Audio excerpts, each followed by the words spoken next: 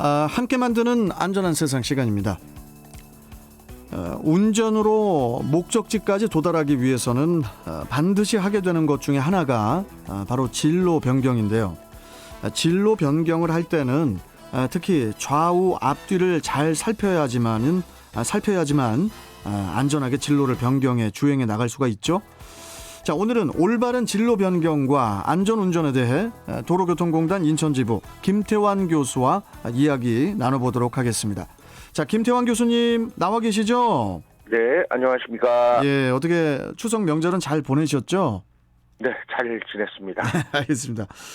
자, 운전으로 목적지까지 가기 위해서는 여러 차례의 진로 변경, 또 뭐 좌회전, 우회전 등등 이 방향을 변경을 해야 하는 경우가 뭐 당연히 많은데 이 진로 변경의 올바른 방법에 대해서 좀 먼저 말씀 좀 해주시죠. 네, 먼저 도로교통법에서는 진로 변경에 대해서 두 가지 조항에서 언급되고 있습니다. 예. 우선 진로 변경이 가능한 장소인가의 여부인데요. 예. 도로교통법 14조에 따라 차마의 운전자는 안전표지에 따라 진로 변경이 금지가 된 곳에서는 진로를 변경할 수 없습니다.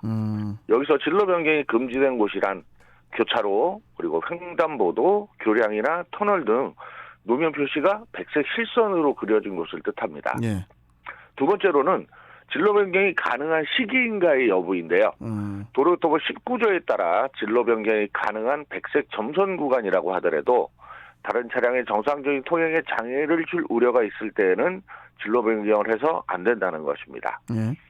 만약 진로 변경이 금지된 흰색 실선 구간에서 진로를 변경한 경우에는 벌점 15점에 범칙금 6만 원에 신호 및 지시 의무 위반으로 단속이 되고, 점선 구간에서 다른 운전자의 통행에 장애를 주는 방법으로 진로를 변경했다라면 운전자에게 벌점 10점과 범칙금 승용차 기준 3만 원을 부과하도록 되어 있죠. 예. 그 진로 변경을 할 때 방향 지시 등을 안 켜는 운전자도 많고 또 방향 지시 등을 켜자마자 들어오는 경우에는 운전자가 뭐 당연히 또 당황을 하거나 또 사고가 날 확률도 높아질 것 같은데 좀 어떻습니까, 교수님?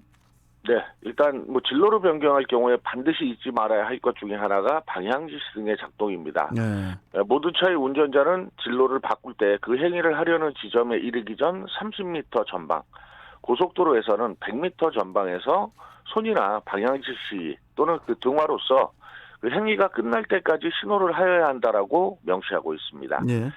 이는 변경하고자 하는 차로를 주행 중인 운전자에게 진로 변경을 하고 싶다는 의사를 전달하는 것으로 충분한 거리에서 상대편 운전자가 나를 인식할 수 있도록 해야 하는데, 예.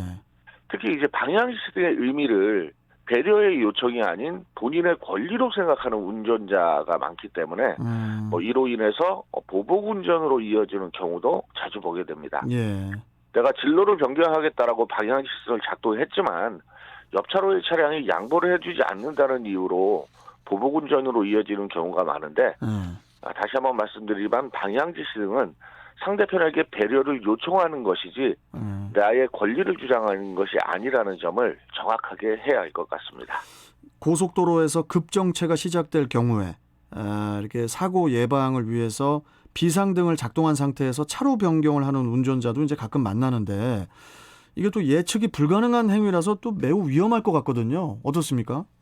네, 급정체 구간이나 선행사고를 발견하고 비상등을 작동시킨 상태에서 방향지시등을 작동하는 경우에는 비상등이 작동 중이기 때문에 다른 운전자는 차로의 의사를 전달하려고 했지만 다른 차량의 운전자는 비상등으로만 인식할 뿐 그렇죠. 방향을 전달하는 것을 전혀 인지할 수가 없습니다.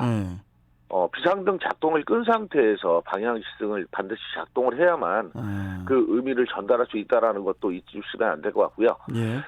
여기서 일반적으로 진로를 변경하는 운전자는 충분한 공간이 있었기 때문에 나는 진로 변경을 했다라고 하지만 옆차의 운전자는 너무 좁은 공간에서 들어왔기 때문에 끼어들기다. 그리고 일명 쌍라이트를 켜는 운전자도 자주 보게 되는데 일단은 변경을 하실 때는 충분한 공간이 확보된 상태에서 하셔야 된다라고 다시 한번 강조드리고 싶습니다. 예.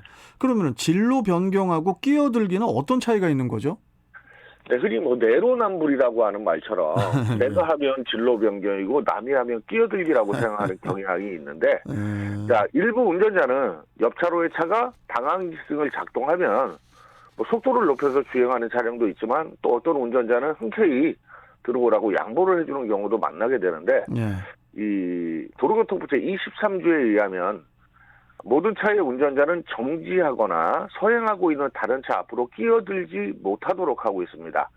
즉 차가 밀리거나 혹은 경찰 공무원의 지시가 있거나 등의 이유로 서행하고 있는데 억지로 끼어드는 경우를 끼어들기 금지 위반에 해당하게 되는 거죠. 예. 자, 이때 또 노면의 표지의 차선이 점선일지라도 마찬가지로 끼어들기 위반에 해당되고요. 쉽게 말씀드려서 진로 변경은 정상적인 주행 상태에서 충분한 공간이 확보되었을 때 차로를 변경하는 것이다라고 말씀을 드리면 될 것 같고요. 예. 끼어들기는 정지하거나 서행 중인 차량 앞으로 차로를 변경하는 것이다라고 생각하시면 맞을 것 같습니다. 그러면 끝으로 안전한 차로 변경이나 끼어들기 방법 무엇이 있을까요? 네, 일단 차로 변경이나 끼어들기를 하는 경우에는 먼저 해당 초로에 주행하고 있는 차량의 충분한 안전거리가 확보되어 있는지를 확인하고 예. 어느 정도의 충분한 거리가 확보됐을 때 변경하는 것이 원칙입니다. 예. 하지만 예상보다 그 차의 속도가 빠르거나 문제가 생길 수 있기 때문에 조금 더 정확한 판단이 필요할 것 같고요. 차량의 흐름을 방해하는 이런 행위들은 삼가하는 것이 좋습니다. 예. 자, 함께 만드는 안전한 세상. 오늘은 올바른 진로 변경과 안전 운전에 대해서 알아봤습니다. 자, 교수님, 또 다음 시간에 뵙도록 하겠습니다. 고맙습니다. 네, 감사합니다. 네. 자, 지금까지 도로교통공단 인천지부 김태환 교수와 함께 했습니다.